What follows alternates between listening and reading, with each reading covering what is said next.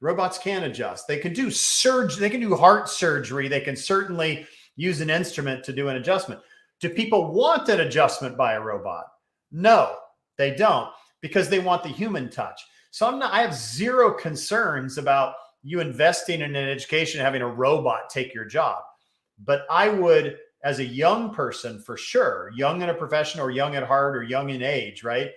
I would be looking at this technology and saying, all right, what can I learn from it now to make myself better?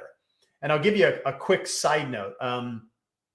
Two of my, I have several companies, but one of them, like Dr. Glass mentioned, I help chiropractors in the business of chiropractic, right? Like how to communicate better and how to have better systems and how to market and all the things that we don't really necessarily understand with most different people.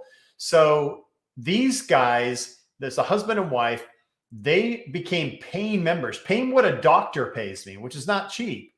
Their first semester in school, they spent their student loans on my membership.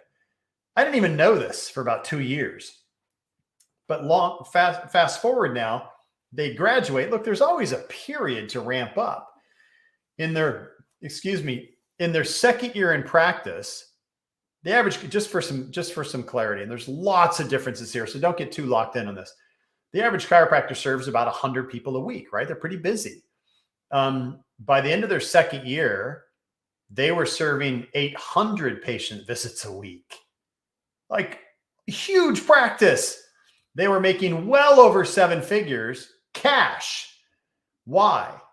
Because as students or pre-students, they started acting as if, yes, you got to learn microbiology and bacteriology and toxicology and chemistry and all this stuff that you may or may not love and you may or may not use. You got to learn all the things about the nervous anatomy and physiology and adjusting and, all this stuff, right? It's all great. Some you'll use, some you won't. But there's always that extra time, that extra opportunity to continue to use technology to learn about the things that make you a better person as a chiropractor. What do I mean by that?